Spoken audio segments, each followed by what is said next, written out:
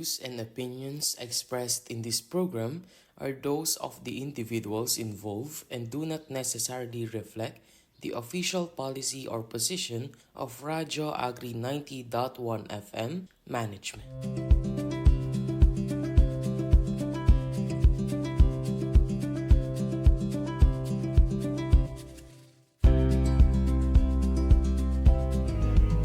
Ayan, so isang magandang hapon po sa lahat ng ating mga kapalay at mga karadyo agri na nakatutok po via our 90.1 FM na frequency channel po sa inyong mga radyo at gayon din po sa mga nakatutok na po sa ating Facebook page, sa Radyo Agri 90.1 FM Filmec at gayon din sa mga nakatutok na sa DA Filmec at DA Philrise Facebook pages. So welcome po sa panibagong episode sa isa sa mga unang episode ng ating programang Palay Bida sa Radyo Agri. Ayan, unang episode natin ngayong taon. Ayan, so magandang araw po sa ating mga kapalay at karadyo agri. So bago po tayo magsimula sa ating kwentuhan, syempre, batiin po muna natin ang ating mga kasamahan. Of course, dito sa ating ahensyang Filmec, starting off with our Director for Dr. Junicio G. Alvindia.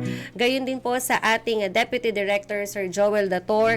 Sa lahat po ng mga division chiefs natin at mga section heads, sa mga kasamahan natin na naka-duty po na ating mga security guards, mga utility personnel, at sa lahat po ng mga busy nating mga kasamahan dito sa Filmec at gayon din po sa mga karadyo agri at kapalay po natin na nasa kani-kanilang mga tahanan ngayon na nakatutok at nakikinig. Gayon din po sa ating mga karadyo agri at kapalay na maaaring nasa sasakyan ngayon at nakatutok po sa kani-kanilang mga radyo. Ayan. Syempre, batiin din po natin ang ating mga karadyo at kapalay mula po sa Philippine Rice Research Institute sa pangunguna po ng kanilang Executive Director na si Dr. John De Leon, maging sa kanilang Development Communication Head, Dr. Hazel Antonio, at sa lahat din po ng mga staff ng PhilRice. So bukod po sa tayo po ay napakikinggan sa 90.1 FM channel ng inyong mga radyo, tayo po ay sabayan ding napapanood sa mga official Facebook pages ng Radyo Agri 90.1 FM, DA Philrise at DA Filmec. Kaya po sa mga nakatutok sa atin online, ayan, kung meron po kayong mga nais na batiin at mga questions din po sa ating mapag-uusapan ngayong araw na to, ay maaari po ninyo itong i-comment sa mga nabanggit po nating mga Facebook pages. Maaari rin po kayong magpadala ng inyong mga message, mga shoutouts, katanungan, suggestions sa atin pong Radyo Agri Text Hotline 0962-119-7445. Again, it's 0962-119-7445 at sa PhilRice Text Hotline na 0917-111-7423. Gayon din po, kung meron po kayong mga questions, suggestions at ilan pang mga impormasyon na nais nyo pong ipaalam at nais po ninyong malaman mula sa Philippine Rice Research Institute, maaari nyo pong i-text ang kanilang PhilRice Text Hotline. So sa nakalipas po na 10 taon ay napalawig na ng PhilRice ang kanilang mga partnership po sa radyo sa pamamagitan ng programang Palay Bida upang makapaghatid ng mga kaalaman at impormasyon sa palay. So with that po ay isa ang Radyo Agri sa 9 na radio station sa buong bansa na pinagkakatiwalaan ng ahensya pagdating sa pagiging katuwang sa layunin nito na maabot ang lahat ng mga rice farmer at makapagbigay ng impormasyon tungkol po sa pagpapalayan.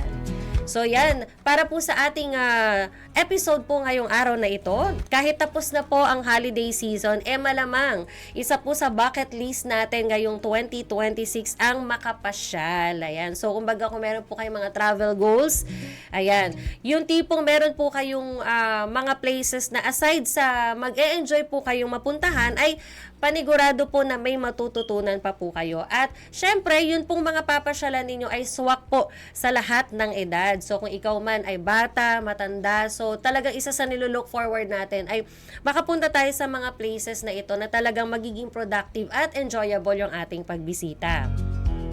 So kung kayo po ay medyo clouded pa sa mga ilan sa mga papasyalan nyo, lalo na kung magsa-start muna kayo locally, ayan, meron pong perfect spot po para sa inyo. So tara at kilalanin natin mga kapalay at mga karadyo agri ang isa sa mga must-visit destinations dito sa Nueva Ecija at ito nga po ay matatagpuan mismo sa Science City of Muñoz. Ito po ang Rice Science Museum na pinangangasiwaan po ng Philippine Rice Research Institute or ng PhilRice. So dito po ay tampok ang mga iba't ibang exhibit tungkol sa sining, kasaysayan, teknolohiya at sa agham pagsasaka. Dahil po dito mga kapalay at mga karadyo agri, ang Rice Science Museum ay dinarayo po ng mga mag-aaral, mga researchers, maging local at international officials, mga partner agencies, turista, museum enthusiasts, at syempre po ay hindi mawawala po ang ating mga kapalay, yung ating mga minamahal po na mga magsasaka, at syempre po lahat na iba pang members ng sektor ng agrikultura.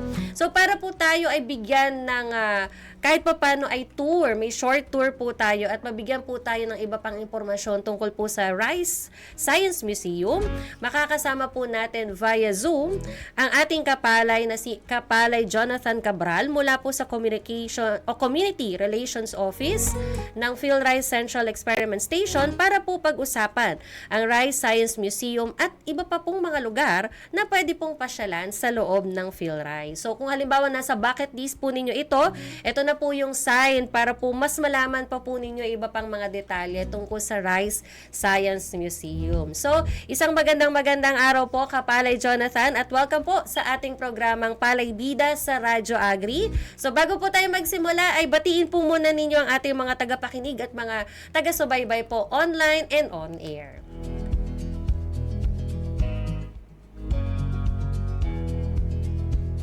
Ayan, so magandang hapon po muli sa ating lahat. Binabati ko po lahat ng mga patuloy na sumusubaybay po sa ating programa ngayong hapon. And syempre, sa lahat po ng mga nakikinig po sa atin at nanonood, i-share po ninyo para matutunan din po ninyo yung mga impormasyon natin na ibabahagi sa inyong lahat ngayong hapon. And syempre, shoutout po sa lahat po ng mga nanonood, especially sa mga kasama natin dito mula sa ating tanggapan sa PhilRice, and also sa mga kasama ko sa Community Relations Office, sa pamumuno ni Ma'am Larnie Manja, and also sa ating mga kaibigan na patuloy din pong humaharap sa ating mga magsasaka, lalong-lalo na po sa pag-accommodate sa kanila dito sa ating museum. Ayan po. Ayan. So, exciting po yan dahil nga tama-tama din itong ating pag-uusapan na Kapalay Jonathan dahil maaari iba nagpaplano pa lang kung ano-ano yung mga pupuntahan nila na mga lugar, international man at local, pero syempre maganda pa rin kapag nag-start tayo sa local. At sa mga nasa malapit na area, ayan, pwedeng nyo nang isama sa top 5 na bibisitahin ninyo ang Rice Science Museum. At syempre, para maipagpatuloy natin ang ating kwentuhan, kailan nga po ba nagsimula itong Rice Science Museum, Kapalay Jonathan? At ano po ba yung naging inspiration po ng PhilRice para po mabuo ito? Ayun po, so para sa ating mga kaibigan, tama yung sinabi ni Kapalay Badet na isama natin sa mga destinations na pupuntahan natin yung ating Rice Science Museum kasi napakadami po nating matutunan dito sa ating museum. Ito pong museum natin ay binuo ito para syempre maibahagi po ang scientific na impormasyon tungkol sa pagpapalay natin at syempre sa paraan na kung saan ay malikhain at interactive sa ating mga kaibigang buwibisita sa atin dito sa PhilRice. So, ang ating Rice Science Museum ay na-establish ito noong 2004 pa, so noong 2004 pa. And syempre, sa panahon po na iyon, marami na tayong nais na ibahagi na bago and also pagandahin pa yung ating museum at gawing mas interactive. So, nire-launch po ito noong 2014. So, hindi lamang po yun yung naging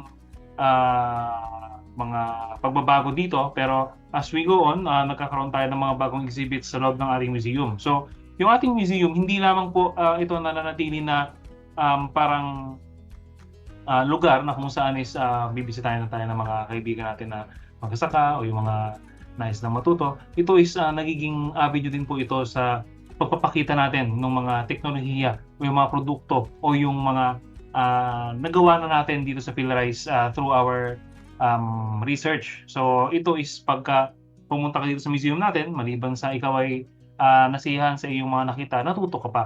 So ito po is ginawa din siyempre para maka-inspire po tayo at maipaabot natin yung lahat ng bagay patungkol po sa pagpapalay sa mas may enjoy po natin at siyempre may enjoy po ng publiko yung makikita nila sa loob ng ating museum.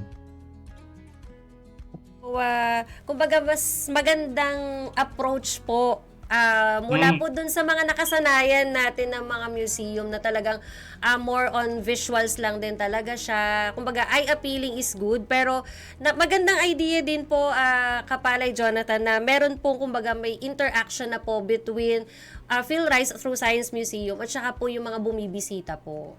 Yun. And matagal Yes po, na rin po pala, no? More than a decade yes po, na rin po matagal na. ang Rice Museum. And for sure po ay patuloy po ang nagiging modification at pagdadagdag po ng mga interactive activities and stuff para po mas ma-enjoy po ng ating mga kapali at mga karadyo agri na nakikinig. Lalo na yung mga pupunta pa lang, yung mga plano pa lang po magpunta. Ayan. So, more on interaction po at syempre, nabanggit nga din po ni Kapalay Jonathan na nandun pa rin at the end of the day yung makapagbigay ng inspiration at makapagbigay ng impormasyon tungkol sa pagpapalay. At syempre po, hindi mawawala na ma-showcase din, Kapalay Jonathan, yung mga products at technology po na gawa mismo ng PhilRise. Yes po, syempre kumbaga yung museum kasi natin is naging naging avenue natin for Yes. showcasing yung and promotion ng ating mga technologies and also yung mga na-develop natin dito ng mga machines and Yes. yung mga process natin sa pagpapalay na pinapackage natin para makita ng ating mga learners Yes. every time na sila ibibisita sa museum po natin. Ayun. So, for my next question naman po, bilang tayo po, kumbaga, in terms of pagiging Pilipino po, gaano po ba kahalaga yung presence po ng Rice Science Museum? Ayan, so Kapalay Badet, that's a very wonderful question. Ayan, so ayan, mahalaga po yung ating Rice Science Museum, lalong-lalo sa ating pagka-Pilipino dahil unang-una, yung ating palay ay kasama yan sa kultura natin dito sa Pilipinas. So, ang Rice Science Museum po natin ay kumbaga tayo yung naging repository or yung nagiging taguan or nagiging impukan ng impormasyon patungkol po sa ating pagpapalay sa ating bansa. At ito pong museum po natin na ito is iniingatan or inaalagaan yung kasaysayan natin, yung kultura, yung agham o yung science at yung technology na kaugnay sa palay sa Pilipinas. So, ito ay nagsilbing lugar para sa mga bagay na matututunan natin or learning site siya. Nagsisilbing alternative na pinanggagalingan ng makabuluhang syempre impormasyon sa pagpapayaman ng ating kamalayan pagtungkol po sa kultura natin pagdating sa pagpapalay. And syempre, para po maunawaan din po ng ating mga kaibigan yung iba't ibang mga teknolohiya sa pagpapalay, andito po yung ating museum. And syempre, tulad din po ng ating museum na nagpapahatid po ng iba't ibang mga learnings pagdating po sa pagpapalay, tayo din po isang sisilbi na kumbaga pag bumisita po tayo dito sa museum po natin, kami din po isang bibigay ng mensahe patungkol po sa iba't ibang mga advokasya na siya pong ipinopromote po ng PhilRise, kagaya po ng ating abakada ng Be Responsible. So, pinapakilala din po natin yan sa ating learners na dapat sila ay sumunod or sundin po nila yung abakada ng Be Responsible po natin. Ayun. So, maganda rin po dahil tayo mga Pilipino po hindi po mawawala sa ating mga hapagkainan kasi ang kanin di ba? Yung presence po ng Yes po. bigas bilang staple food talaga natin. So, magda-diet ang lahat pero hindi mawawala pa rin talaga yung presence ng rice. Di po ba? Kaya po maganda din po na nakikita through this yung pamumuhay po and na-mention niyo po yung kasaysayan at yung kultura ng pagiging Pilipino natin.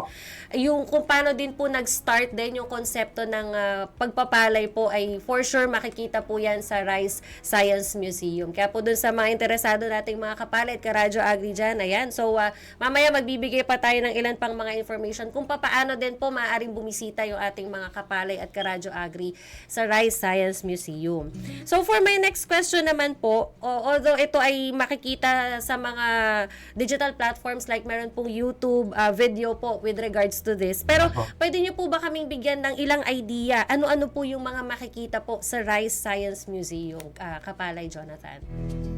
Ayan, so karamihan po ng makikita natin sa ating museum ay maaaring gawa sa palay or may kaugnayan po sa palay or sa proseso natin sa pagpapalay.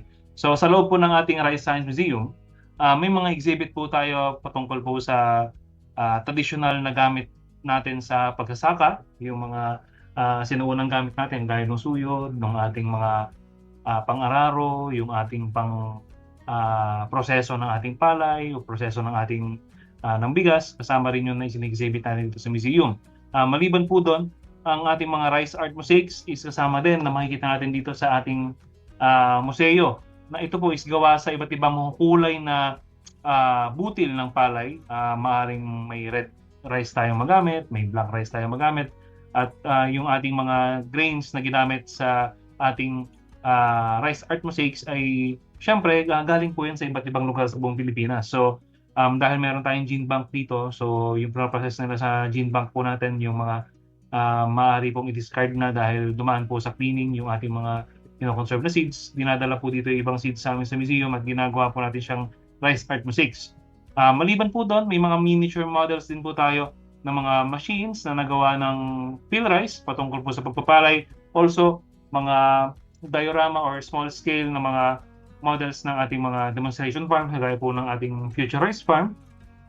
Also, yung iba't ibang insekto na makikita po natin sa ating pagpapalay ay naka-exhibit din po dito. At syempre, yung iba't ibang mga binhi na angkop po sa iba't ibang ecosystem at marami pa pong ibang mga na-expone yung malaman is nandito rin po sa museum po natin. Ayan. So, mula po sa mga rice arts, may mga exhibits ng mga traditional na ginagamit sa pagsasaka, mga technologies, mga diorama at iba't ibang mga miniature models. So, ayan ay ilan pa lamang ha, mga karadyo agri at mga kapalay sa matutunghayan.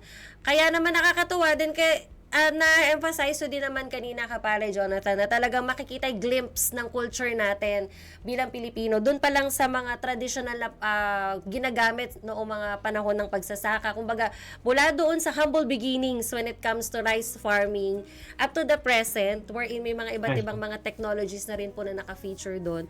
And at the same time po, mula po dito sa mga na-discuss ninyo na mga makikita sa Rice Science Museum, ay makikita rin at some point yung glimpse kung ano din po talaga yung mga mandates at kung ano yung mga services and programs ng PhilRice. Yes po. Ang ginagawa kasi natin dito sa museum po natin, syempre, nagpunta na dito yung ating mga learners and also yung farmers po natin, ginagitay po natin talaga sila. So, hanggat maaari, pati yung programs po natin sa PhilRice and yung mga advocacies natin, is pinapakilala na natin sa kanila para ang dating ng museum po natin is one-stop na siya. Pagdating nila dito, hindi lang po patungkol sa museum yung matututunan nila, pati na rin po sa mga isinusulong natin na programa sa DA and syempre sa PhilRice is may pakilala din po natin sa kanila. Yes. Kumbaga, parang one-stop shop ng mga impormasyon, advocacies and campaigns ng PhilRice. So, yan po. Ilan pa lamang po yan ang mga information natin tungkol sa Rice Science Museum. Kaya po, dun sa mga karadyo agri at mga kapalay natin na baka may mga questions pa kayo or mga bagay na gusto pang malaman tungkol sa Rice Science Museum, ayan, pwede po ninyo i-comment yan sa mga Facebook pages ng Radyo Agri 90.1 FM, sa DA Philmec at sa DA PhilRice Facebook pages. At gayon din, kung kayo po ay may mga questions din at kayo po ay nakikinig on air, meron pa rin naman po at present pa rin po ang PhilRice text hotline 0917-111-7423 at 0962-119-7445. Ayan. So sa mga ka-tune in lamang po or maaaring bubukas pa lamang ng kanilang mga Facebook, ayan, patuloy po kayo nakikinig sa programang Palay Bida sa Radyo Agri. Mula pa rin po yan sa Philippine Rice Research Institute. Katuwang po ang Radyo Agri 90.1 FM. Ayan, kung halimbawa po na hindi po agad din nyo naumpisahan or maaring na-miss po ninyo ang episode na ito, maaari nyo pong mapanood ito sa pamamagitan po ng ating YouTube channel. Hanapin nyo lamang po ang Radyo Agri 90.1 FM. At gayon din po, kung meron din po kayong mga iba pang mga social media accounts gaya ng X at saka po ng Instagram, maaari nyo rin po kami i-follow doon. Hanapin nyo lamang po ulit Radyo Agri 90.1 FM. Ayan, so maaari rin po kayong magpadala ng inyong iba pang mga katanungan po in relation po sa iba pang mga programs natin. at mga topics po sa atin pong text line na 0962-119-7445. Ayan. So, sa pagpapatuloy po ng ating talakayan, of course, kasama pa rin po natin via Zoom si Kapalay Jonathan Cabral mula po sa Community Relations Office at patuloy pa rin po niya ipinapakilala sa atin ang dinarayo at dadayuhin pa for sure na Rice Science Museum po na matatagpuan po sa Philippine Rice Research Institute dito pa rin po sa Science City of Muñoz, Nueva Ecija. Ayan.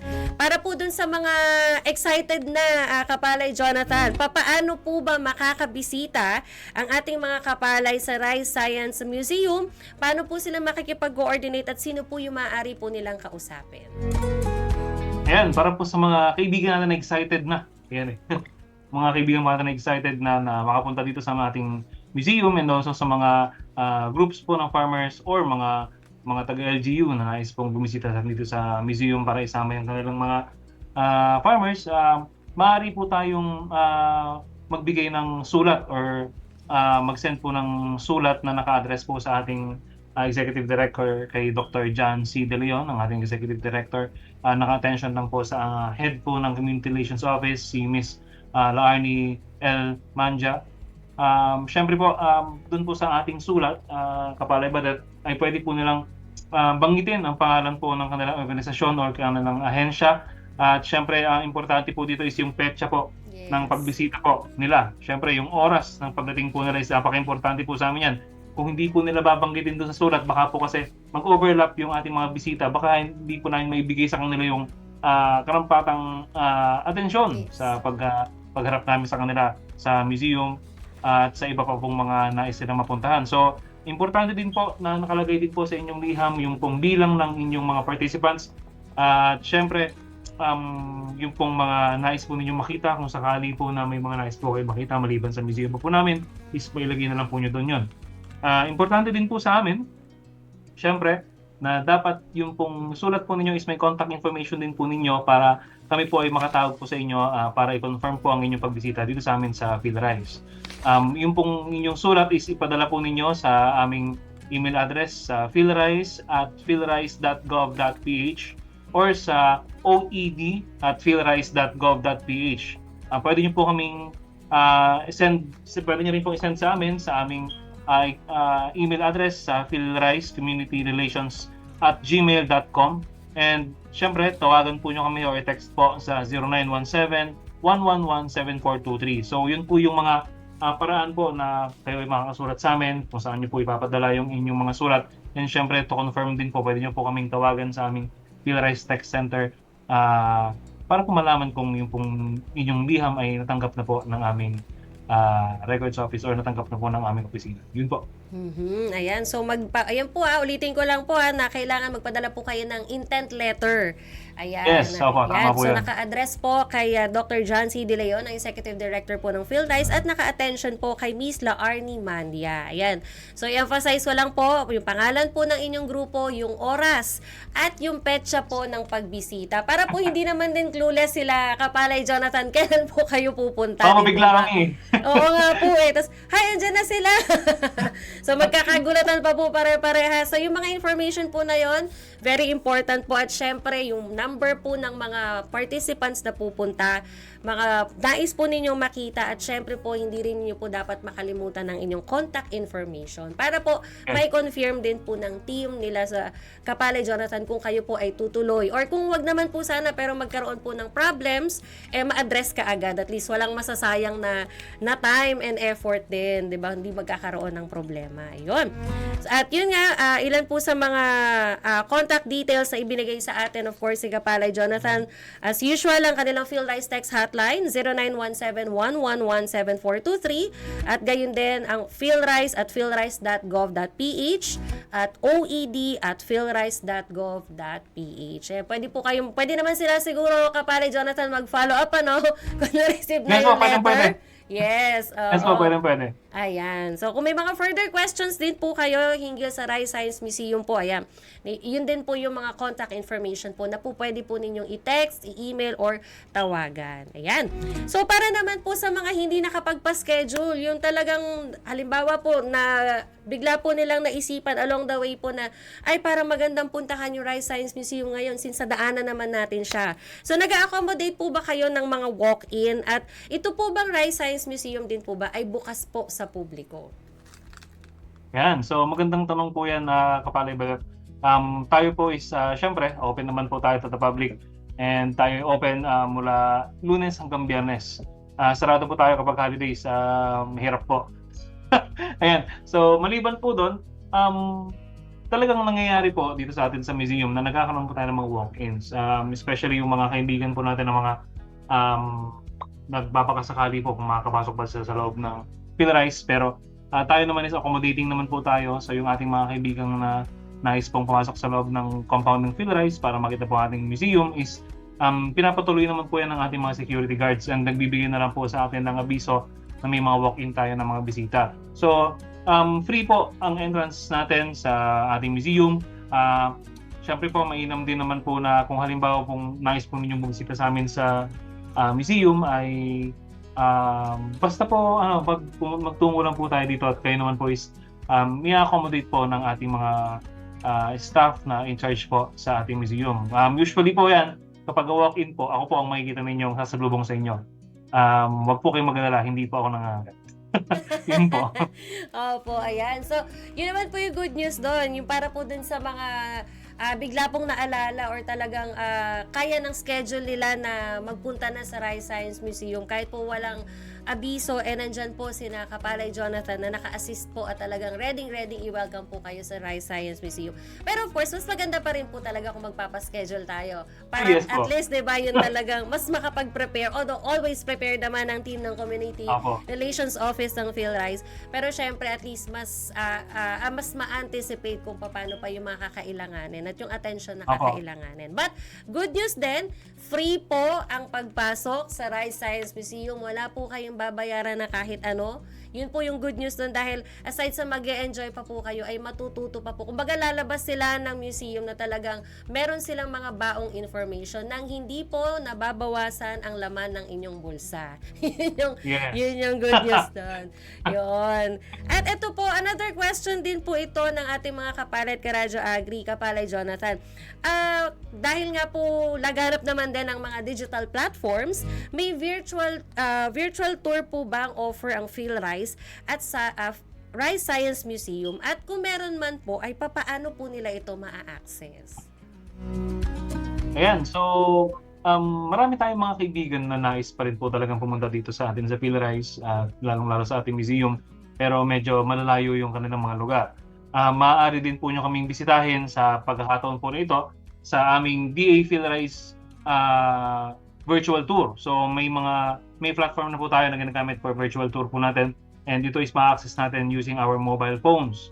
So maaari po niyo kaming bisitahin sa 360tour.philrice.gov.ph. So ulitin po natin 360tour.philrice.gov.ph. So ito po is isa pong self-navigated na platform na kung saan po is may explore po natin yung iba't ibang mga lugar na karaniwan po na binibisita ng ating mga kaibigan dito sa atin sa PhilRice. Maliban po sa museum, makikita pa po natin yung iba't ibang mga areas na kung saan po is nagsisilbing mga learning sites natin dito sa PhilRice pagdating po sa pananaliksik at sa mga demonstrations natin sa mga iba't ibang mga farms po natin dito sa loob ng PhilRice. Yun po. Yun. So, good news, meron pong virtual tour access ang Rice Science Museum at ang PhilRice in general. Kasi yung iba din po, maaaring bago sila magpunta or bago magpa-schedule, kumbaga titingnan po muna nila yung mga pupuntahan po nila. At least makakatulong din po sa ating mga future learners na bibisita kung na magkaroon na po sila ng itinerary kung ano-ano po yung mga bibisitahin nila and what's in store once po na magpunta na po sila face-to-face Rice sa Rice Science Museum. So aside po Yes. sa Rice Science Museum, mga kapalay, Jonathan, ano-ano pa po ba yung mga learning sites? You have mentioned kanina na meron pang ibang learning sites ang PhilRice. Ano-ano pa po ba itong mga learning sites na ito ng PhilRice na pwede rin pong bisitahin ng ating mga kapalay at karadyo agri?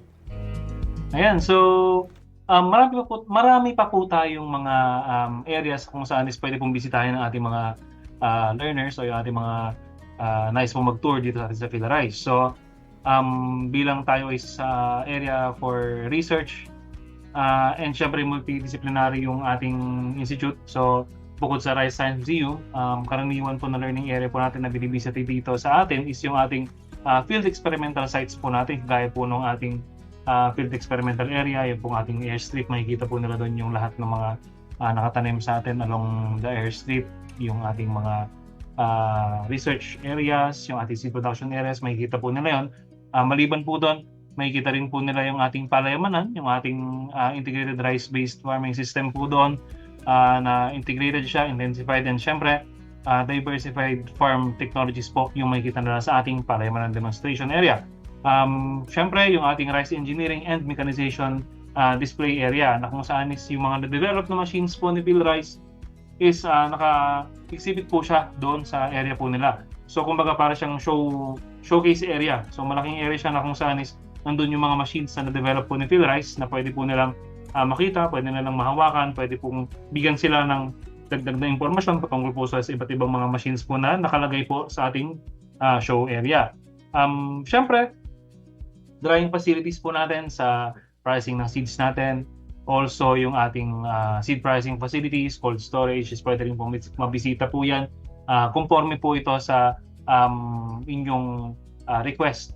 And syempre, yung pong mga laboratories po natin, gaya po ng ating gene bank, yung ating plant breeding and biotechnology laboratories, yung ating rice chemistry and food science laboratories, also yung agronomy laboratory, yung ating crop protection lab, and yung ating kaibigan dito sa loob ng PhilRice, yung pong ating DA Crop Biotechnology Center. Yung pong laboratories po nila is ino-offer din po nila na makita din po ng ating mga learners, especially po yung mga kaibigan po natin na nasa mga SUCs po natin, yung mga na tumatahak ng mga courses na malapit po sa disiplina ng Crop Biotech Center. And syempre, yung iba't iba po pong mga products ni PhilRice ay makikita rin po ninyo sa aming selling area. So yes po, tama po yung narinig ninyo. May selling area po tayo ng ating mga produkto sa loob po ng compound po ng PhilRice. So yun po, pwede po niyong mabisita po yan. Siyempre, Future Rice Farm, yun po. Yun. So in short, madami po tayong pwedeng pasyalan. Madaming pwedeng matutunan sa mga learning sites na ito ng PhilRice. Kaya naman ako, it's time na. Ayan, maggawa na kayo ng intent letter para ma-accommodate na kayo agad. Not only Rice Science Museum, but sa iba pang mga learning sites ng PhilRice. Ayan, so may mga pagbati tayo dito, Kapalay Jonathan, from Kapalay Frederick Saludes. Ayan. Shout out po from Muñoz, Nueva Ecija. Feeling, nakapasya na kaya si Sir Frederick sa ating Rice Science Museum? Mukhang ito na yung sign na yun, sir. And, ay, maganda po yan. Maganda po yan. Si Sir Frederick po ang isa sa mga kaibigan nating kapalay na sumasagot po sa atin sa text center. So, shout out sa inyo, Sir Frederick. Ayan. Siya po yung text center agent natin. Ayun. So, shout out sa iyo, Kapalay Frederick. Ayan. And also, from Kapalay Ninita Bello. Hi po, good afternoon. And another one from Kapalay Jenny Caballero Umapas. Ayan, medyo hindi ko makita, Miss Faye. Ayan, wala bang, hindi ko yung from Davao de Oro. Ayun, meron siyang tanong, pero we will accommodate that after our hearing. So, tungkol naman sa abono, yung kanyang question. So, i-heads up na lang po namin, o i-forward na lang po namin ito sa respective na team or agency po na makakasagot po ng inyong tanong. But maraming salamat po sa inyong pagtutok. Ayan. So, syempre, dahil maraming, feeling ko after po ng ating kwentuhan, Kapalay Jonathan, ay marami na pong yung mga intent letters na darating po sa inyo. Kaya po Marami nang nagluluto ng pagpunta. Yes po, opo. At ayun nga, bukas din naman ang PhilRice Text Hotline kung meron pong mga mag-i-inquire pa with regards to Rice Science Museum at iba pa pong impormasyon tungkol sa PhilRice at sa kanilang learning sites sa 0917-111-7423. Ayan. So, bago po tayo tuloy ang magtapos sa ating kwentuhan, Kapalay Jonathan, ayan, we will give you the floor para po hikayatin at i-invite po ang ating mga kapalay at karadyo agri na bisitahin po ang Rice Science Museum at gayon din po yung mga learning sites po ng PhilRice.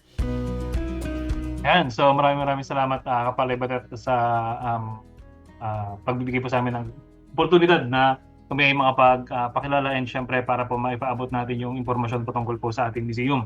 So para sa ating mga kapalay, halina po kayo at syempre sabay-sabay po tayo mag-enjoy sa makabuluhang paglalakbay po natin at mabusog sa kaalaman sa pagpapalay sa ating Rice Science Museum sa DA PhilRice. So dito po sa ating museum, kayo po ay aming tatanggapin ng may ngiti, pag-iingat at pagtugon. So let's all be responsible po and syempre magandang hapon po sa ating. Ayan, so maraming salamat Kapalay Jonathan for giving us a short tour at information tungkol sa Rice Science Museum. Kaya po yan mga Kapalay at mga karadyo agri, kung gusto po ninyo ng lugar na hindi lang po kayo mag-enjoy kundi matututo pa po kayo lalo na tungkol sa rice farming at iba pang mga impormasyon tungkol sa pagpapalay. Maaari nyo pong bisitahin ang Rice Science Museum. Punta lamang po kayo sa Philippine Rice Research Institute at maaari po kayong mag-inquire sa kanilang PhilRice Text Hotline din, 0917-111-7423. At sa mga nais naman po na magpa-appointment na, ulitin lamang po namin yung nabanggit kanina, intent letter po, addressed kay Executive Director Dr. John De Leon and through Community Relations Office, Miss Laarni Mandia, para po mabigyan po kayo ng confirmation sa schedule po na gusto po ninyong araw na puntahan, araw at oras na makavisit po kayo sa Rice Science Museum. Ayan, so para po sa mga karadyo agri natin na na-miss po itong episodes po na ito, again, aside po sa ating YouTube channel, ay maaari po ninyong muling mapakinggan ang ating kwentuhan kasama si Kapalay Jonathan Cabral. Sa Sabado po yan, so we will be having of course our replay episode ng ating kwentuhan tungkol sa Rice Science Museum. Dito pa rin po sa Palay Bida sa Radyo Agri. Ayan, so bago po tayo tuluyang magpaalam, ilang public service announcements po muna. So alam niyo po ba na mayroong isang uri ng bigas na mayroon pong beta-carotene na nagiging vitamin A sa ating katawan kapag kinakailangan. So ito po ang malusog rice na mayroon pong gininto ang kulay. Ayon po sa pag-aaral, ang isang tasa ng malusog rice ay nakapagbibigay ng 30 to 50% ng daily estimated average requirement o EAR ng vitamin A para po sa mga bata, sa mga buntis at sa mga mothers po na nagbe-breastfeed. Para po sa iba pang mga katanungan sa naging talakayan po natin ngayong araw, maaari po kayo mag-text o tumawag sa PhilRice Text Hotline 0917-111-7423 at maaari rin pong i-like at i-follow ang DA PhilRice, DA PhilMec at Radyo Agri 90.1 FM Facebook pages. Para naman po sa mga shoutouts, concerns at comments sa ating Radyo Agri, meron pa rin po tayo of course na call and text hotline 0962-119-7445 at maaari rin po kayo mag-message sa ating po mga digital platforms. Ayan sa ating X, Instagram at Facebook page Radyo Agri 90.1 FM. So dito na po nagtatapos ang ating episode po tungkol sa Rice Science Museum ngayong araw. Maraming salamat po sa ating mga kapalay at karadyo agri na sumama po sa ating talakayan on air and online. So, sa ngalan po ni Kapalay Minard Pagaduan at ng Philippine Rice Research Institute, ako po ang inyong nakasama, ang inyong kapalay at karadyo Agri Badeth mula pa rin po dito sa Philippine Center for Post-Harvest Development and Mechanization. So, muli po tayo magkita-kita at magkwentuhan dito pa rin po sa Radyo Agri 90.1 FM PhilMec, kasaganaan para sa bayan. Bye for now!